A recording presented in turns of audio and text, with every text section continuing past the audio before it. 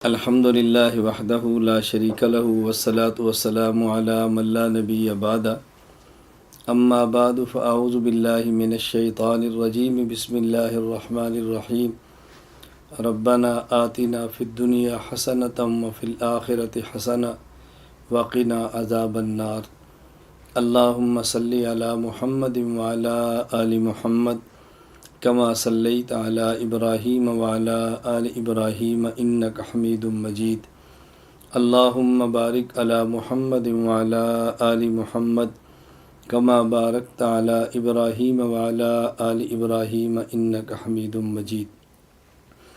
ہم اللہ رب العزت سے دعا مانگتے ہیں اللہ تعالی ہماری دنیا بھی بہتر اور اچھی بنا دے، اللہ رب العزت ہماری آخرت بھی اچھی بنا دے۔ دنیا میں بہترین زندگی گزارنے کے کچھ اصول ہوتے ہیں اور بہترین آخرت حاصل کرنے کے لیے بہترین عبادت کرنی چاہیے۔ عبادت میں 3 باتوں کا خیال کرنا چاہیے۔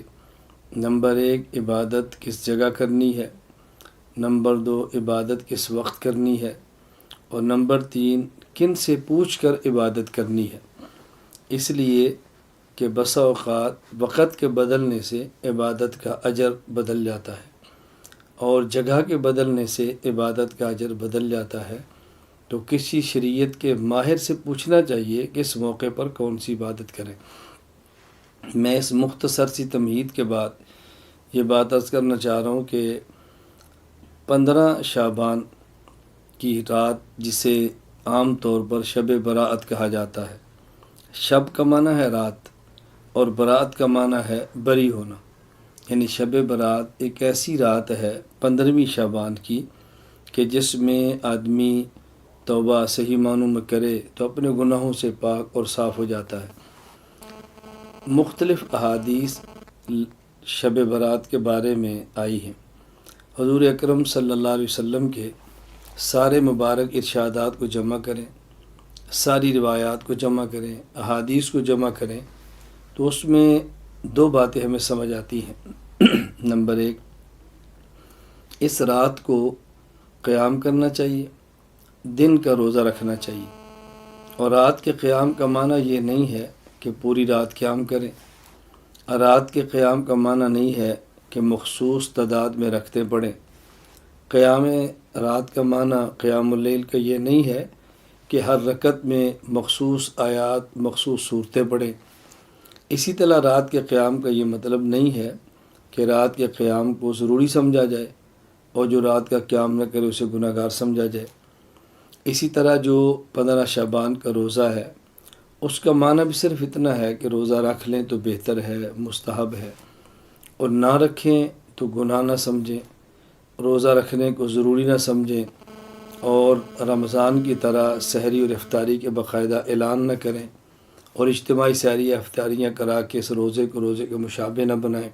ان چیزوں کا خیال کرنا چاہیے۔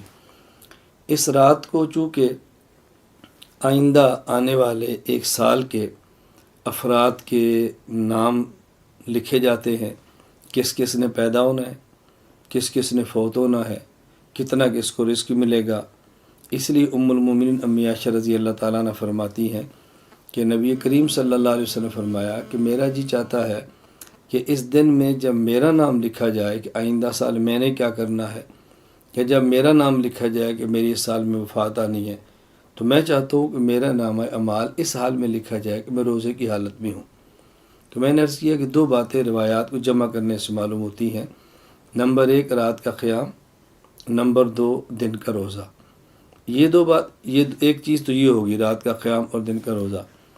نمبر 2، روایات کو دیکھنے سے معلوم ہوتا ہے کہ اس رات اللہ رب العزت جہاں آسمان دنیا سے یہ اعلان فرماتے ہیں، کوئی ہے رزق مانگنے والا جس کو رزق دیا جائے، کوئی ہے مغفرت کو طلب کرنے والا جس کے گناہوں کو معاف کر دیا جائے، جہاں یہ اعلان ہوتے ہیں اس میں کوئی شک کی بات نہیں ہے، یہ اعلانات ہوتے ہیں اور ہم اس کو مانتے ہیں۔ ساتھ احادیث کو دیکھنے سے یہ بھی معلوم ہوتا ہے کہ بعض ایسے بدقسمت افراد ہیں کہ جن کی اس رات بھی مغفرت نہیں ہوتی۔ روایات کو جمع کرنے سے اور شب برات کے متعلقہ ساری احادیث کو دیکھنے سے معلوم ہوتا ہے 8 قسم کے افراد ایسے ہیں کہ جن کی اس رات میں مغفرت نہیں ہوتی۔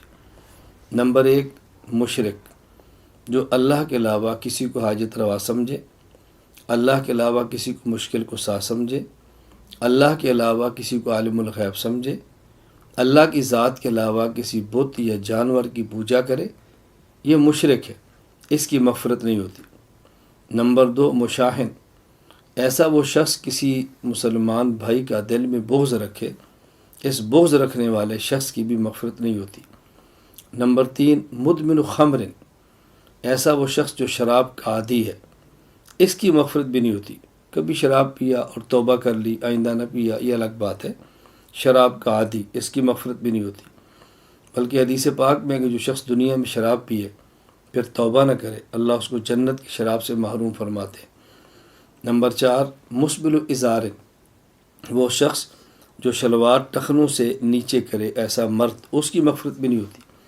اور یہاں یہ واضح نشین فرمائیں، شلوار ہو تب، پائجامہ ہو تب، پینٹ ہو تب، تہمت ہو تب، لنگی ہو تب، کوئی بھی کپڑا جو بندہ پہنتا ہے اس کو ٹخنے سے نیچے کرنا مرد کے لیے حرام ہے۔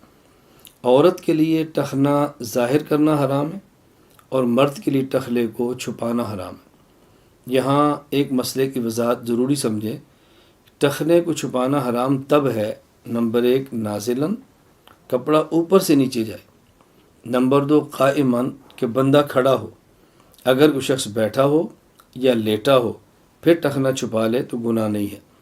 اسی طرح جراب یا موزہ جو نیچے سے اوپر کی طرف آتا ہے پہن لے، ٹخنا چھپا لے، تب بھی گناہ نہیں ہے۔ تو ایک وہ شخص جو ٹخنا چھپاتا ہے اس کی مغفرت نہیں ہوتی۔ نمبر 5، قاتل، ناحق کسی کو قتل کرنے والا، اس کی مغفرت نہیں ہوتی۔ نمبر 5، قاطع الرحم، رحم یعنی رشتہ داری کے تعلقات کو ختم کرنے والا، اور اس میں یہ وضاحت ضروری سمجھیں، اس سے مراد وہ شخص ہے جو دنیا کی بنیاد پہ تعلق توڑے، اور اگر شریعت کی وجہ سے تعلق توڑے، جہاں شریعت کے حکم ہو کہ ایسے بندے تعلقات منقطع کریں، وہ اس کے اندر شامل نہیں ہے۔ کبھی رشتے کا جھگڑا، کبھی زمین کا جھگڑا، کبھی کوئی خاندان برادری کا جھگڑا، ان معاملات پہ تعلقات توڑنا ہی ٹھیک نہیں ہے۔ کسی سے رشتہ مانگا ہے، ان نے نہیں دیا تو ہمیشہ کے لیے بولنا چھوڑ دیا، کیوں نہیں دیا؟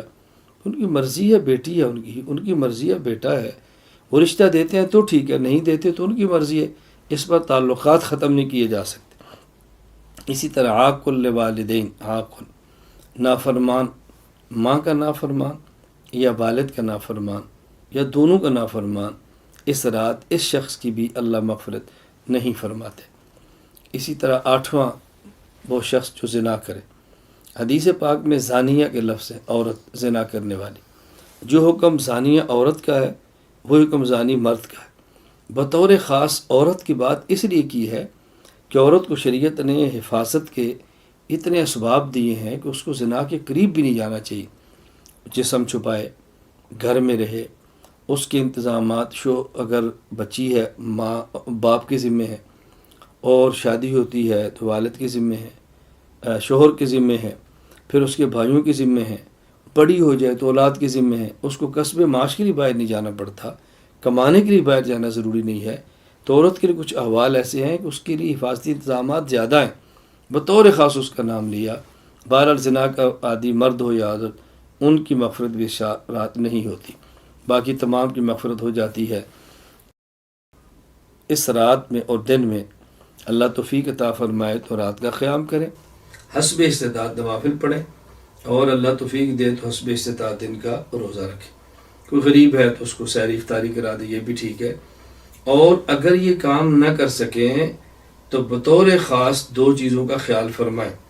نمبر 1، عشاء کی نماز جماعت کے ساتھ پڑھیں اور کوئی گناہ کیے سو جائیں سنت کے مطابق، اور صبح فجر کی نماز جماعت کے ساتھ پڑھیں مرد۔ خواتین عشاء کی نماز پڑھیں، سنت کے مطابق سوئیں اور صبح فجر کی نماز پڑھ لیں، اللہ رب العزت توفیق عطا فرمائے۔ بس یہ کام کر لیں۔ دن کو روزہ نہیں رکھ سکتے تو گناہوں سے بچنے کا اہتمام کریں۔ ایک تو اس کا خیال کریں کہ نوافل رات کو اور دن کا روزہ نہ رکھ سکیں تو کم از کم گناہوں سے بچیں، اور دوسرا بطور خاص شب برات کے موقع پر خرافات سے بچیں، کہیں حلوہ اور پوڑی کو ضروری سمجھا جا رہا ہے، اور کہیں رات کو پٹاخے بجانے یہ بچوں کے لیے ضروری سمجھا جا رہا ہے، کہیں اجتماعی عبادت تسبیح کی نماز پڑھنی ضروری سمجھی جا رہی ہے، کہیں خواتین اور مردوں کا مخلوط اجتماع ضروری سمجھا جا رہا ہے، کہیں مساجد اور دیگر جگہوں کو چراغاں کرنا ضروری سمجھا جا رہا ہے۔ تو کم از کم یہ کریں کہ ان خرافات سے بچیں کہ شب برات کے موقع پہ پٹاخے، شب برات کے موقع پر مخلوط اجتماع، شب برات کے موقع پہ اہتمام کے ساتھ صلاۃ و تسبیح کی جماعتیں، تو یہ بدعات ان سے بچیں، رسوم سے بچیں اور خرافات سے بچیں۔ اللہ رب العزت ہم سب کو ہر دن اور ہر رات شریعت حضور اکرم صلی اللہ علیہ وسلم کی سنت کے مطابق گزارنے کی توفیق عطا فرمائے۔ وآخر دعوانا ان الحمد للہ رب العالمین۔